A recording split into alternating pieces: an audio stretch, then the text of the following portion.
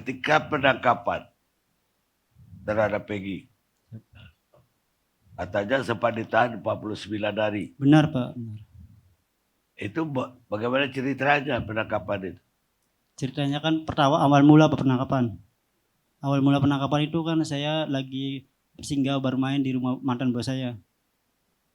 Terus Setelah itu saya kan dititipin buat jaga anak-anak sebentar. Katanya satu hari kan mereka berdua kan berangkat kerja ibu sama bapaknya. Berangkat kerja terus saya mengiyakan untuk ya udah nggak apa-apa Bu, saya nungguin gitu di sini. Soalnya kan saya masih belum kerja kan katanya mereka juga mau ngawarin tempat kerja ngechat di rumahnya. Jadi ya saya beranikan diri buat ya udah nggak apa-apa nih mengiyakan. Udah nggak apa-apa mengiyakan saya buat nungguin Dede di sini gitu. Pas ya udah nanti sore mau nggak gitu jemput nya di sekolahan seperti itu. Terus saya iya mau nggak apa-apa. Terus setelah sampai sore itu jam 4 lah kurang lebih jam 4 saya langsung ke tempat sekolah si kakaknya itu buat jemput. Habis itu jemput, nyampe di sekolah itu nungguin kan sampai nungguin keluar dari sekolah terus ada yang moto-moto seperti itu. Ada yang moto-moto lalu saya kan dikiranya kan orang biasa lah nggak apa-apa orang iseng-iseng kan saya sama sekali nggak ada firasat apa-apa sih. Setelah itu kan mereka si anak itu keluar dari sekolah terus langsung naik sama saya langsung dianterin ke rumah neneknya. Karena perjanjian awal kan nanti sore nanti jemput nganterin langsung ke rumah neneknya aja gitu seperti itu Pak. Nanti ketemu sama bapaknya kan di rumah nenek gitu, di rumah neneknya itu. Terus kemudian pas sampai di rumah nenek itu, ya saya bertemu dengan si bapaknya kan baru nyampe kerja. Terus kita ngobrol bincang-bincang sebentar, lalu habis itu kan saya mau ngambil wudhu mau sholat maghrib. Nah setelah itu langsung ditangkap itu. Ditangkap di rumah itu? Ya benar di rumah si nenek itu. Dan dibawa ke Polda? Pertama ke Polsek dulu, ke Bojong Loa. Polsek di Bandung? Ya benar. Terus 49 hari apa saja yang dialami oleh Peggy? Ya yang pertama dia waktu di penyidikan tuh ya ada sedikit sih Pak, sedikit pemukulan tapi itu nggak apa-apa, nggak pengaruh sih. Waktu tempat penyidikan. Pemukulan karena apa? Karena dia bertanya? Ya bertanya kan saya tetap emang saya nggak ngaku, saya nggak merasa bersalah seperti itu. Jadi mereka mungkin agak kesel sedikit. Jadi ya ada pemukulan. Pemukulan toh? Iya, ada sama pas ada pihak dari kan waktu pemukulan itu kan belum didampingi sama si mama sama si pihak hukum Bu Yanti. Jadi kan pemukulan itu posisi malam pas awal pertama saya masuk malam terus sampai di BAP sampai pagi Pak. Bahkan nih sampai pagi sampai subuh lah subuh sekitar jam 3 jam 4 lah sampai baru selesai. Terus saya suruh istirahat kan saya nggak bisa tidur sampai kangen keluarga terus sampai ya pikiran down banget terus sampai subuh juga pagi-pagi langsung di BAP lagi sekitar jam 8 sampai malam jam 10 baru bisa ketemu sama mama sama Bu Yanti gitu. Terus setelah itu kan udah ketemu udah didampingin. Nah terus langsung dijadiin tersangka seperti itu. Lalu pas kemudian pas mama sama Bu Yanti udah mau pamit pulang kan saya masih di dalam itu sempat ada ya sedikit lah yang dimasukin kresek sedikit tapi cuma sebentar banget itu sih cuman kresek warna hitam sebentar ya terus setelah itu udah nggak ada lagi terus saya langsung bawa ke tahanan di Tati gitu.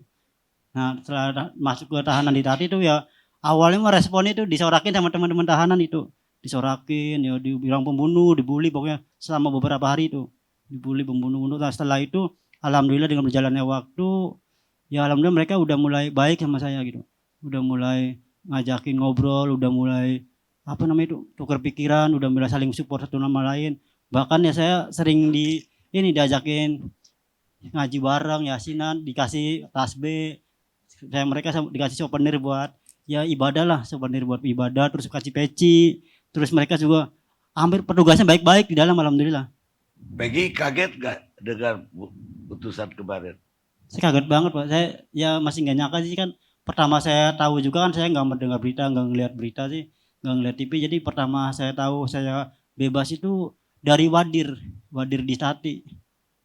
Wadir di Tati itu kan pagi-pagi saya selesai doa duha lagi posisi lagi zikir sama ambil yasinan itu datang Pak Wadir tuh datang terus ngucapin selamat buat yang ngomong ke semua orang ya seperti itu ngucapin selamat udah Pak Peggy terus ngomong ke saya Bapak cepet-cepet suruh ganti baju gitu siap-siap gitu karena saya tuh bertanya-tanya dalam hati saya itu Pak baju ganti baju buat apa gitu udah kamu bebas gitu selamat ya gini-gini ngucapin gini sama Yang lain juga pada ngucapin semua, pada teriak-teriak, ya pada sholawatan lah. Saya juga kaget, belum nyangka soalnya kan saya belum ada kabar dari keluarga itu, Pak. Saya bilang kepada, saya manggilnya Bibi, Bibi jangan takut karena Peggy Setiawan itu bukan yang dituduhkan karena isunya dan memang saat itu beredar bahwa mereka itu adalah geng motor, sama-sama geng motor. Satunya adalah anggota Record dan satunya adalah anggota ekteksi. Sementara Peggy itu hanya seorang buruh, dia bekerja sebagai buruh dari usia 15 tahun. Jadi kita tidak perlu takut karena kita, kalaupun memang akan terjadi pemanggilan terhadap Peggy, kita hadapi karena memang Peggy itu tidak bersalah. Tapi pada saat di 2016 itu setelah penggeledahan itu tidak ada pemanggilan terhadap Peggy Setiawan, tidak ada panggilan secara patut terhadap Peggy Setiawan. Bahkan 2 motornya yang diambil pun tidak ada berita acara dan tidak ada bukti penggeledahan. Dari situ tidak ada berita apapun dan tiba-tiba di saat film Vina kembali booming itu baru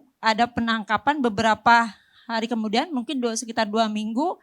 Peggy Setiawan ditangkap dan saya pun kaget kenapa Peggy Setiawan yang ditangkap padahal DPO saat itu adalah Peggy alias Peron dan ciri-cirinya pun berbeda dengan Peggy. Akhirnya pada 21 Mei 2024 itu saya langsung setelah saya dapat kabar dari bapaknya Peggy mengatakan, telepon saya langsung, Bu, anak saya ditangkap. Ditangkap kenapa? Ya saya nggak tahu, ada surat penangkapannya?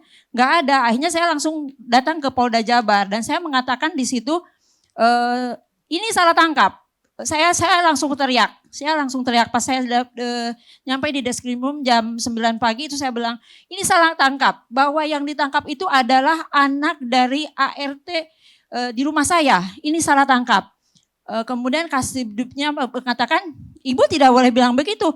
Kenapa saya tidak boleh bilang begitu? Itu hak saya. Bahwa ini adalah benar-benar salah tangkap. Ini bukan orang yang dituduhkan oleh Polda Jabar. Saat itu saya mengatakan, saya mau mengajukan penangguhan penahanan. Tolong diperiksa dulu. Ibu duduk dulu aja. Ibu nanti ada kesempatan buat Ibu bicara. Ibu duduk. Saya disuruh duduk dari jam 9 malam sampai dari jam 9 pagi sampai jam 9 malam. Saya baru boleh dipertemukan dengan Peggy. Saat itu hanya dibilang, lihat itu Peggy nggak apa-apa Bu, Peggy baik-baik saja. Tapi saya akan mengajukan hak-hak saya. Saya adalah kuasa hukum dari Peggy. Saya akan mengajukan penangguhan penahanan. Ibu duduk aja dulu. Ibu nanti dikasih kesempatan. Saya di situ menunggu sampai jam 9 malam dan saya baru dipertemukan dengan Peggy Setiawan dan disodorkan bahwa ini sudah ditetapkan sebagai tersangka. Saya tidak diberitahu kapan Peggy Setiawan itu diperiksa sebagai saksi. Saya tidak diberitahu. Saya hanya diberikan penetapan tersangka saja saat itu. Ibu boleh mendampingi Peggy sebagai tersangka. Loh, kok ini sudah ada penetapan tersangka? Ya, Peggy sudah ditetapkan sebagai tersangka, Bu. Udah 1 kali 24 jam. Oh, tidak bisa begitu. Saya harus diberikan hak-haknya dong. Dari pagi saya menunggu. Saya juga sama penegak hukum. Hormati saya. Anda dan saya ada sama-sama penegak hukum. Ibu nanti katakan saja di persidangan kalau memang Ibu mau mengatakan itu. Nah, di situ saya kecewa dengan Polda Jabar. Akhirnya saya buktikan bahwa saya bisa membuktikan bahwa Peggy Setiawan adalah bukan tersangkanya. Alhamdulillah sama hari ini saya bisa membuktikan itu bersama tim kuasa hukum saya yang lainnya. Tapi kenapa Ibu ketika awalnya ada 2 motor disita di rumah Peggy, Ibu tidak ada tanggapan apa-apa ke polisi? Saya bukan tidak ada tanggapan apa-apa Pak. Saat itu saya menunggu apakah ada panggilan secara patut terhadap Peggy Setiawan. Kalau saya datang ke sana tanpa dasar, saya nanti dibilang apa? Ibu dasarnya apa? Karena di berita acara pun tidak ada. Penggeledahan pun tidak ada. Nanti saya akan dibalik kick oleh mereka. Itu yang saya khawatirkan. Makanya saya menunggu untuk ada panggilan secara patut. Karena polisi Ciko itu sudah tahu di mana rumahnya Ibu Kartini dan Ibu Kartini pun sudah mengatakan bahwa Peggy ada di Bandung. Kenapa dia tidak memberikan panggilan secara patut kepada Ibu Kartini untuk disampaikan kepada Peggy? Saya pun sudah siap untuk menghadapi itu.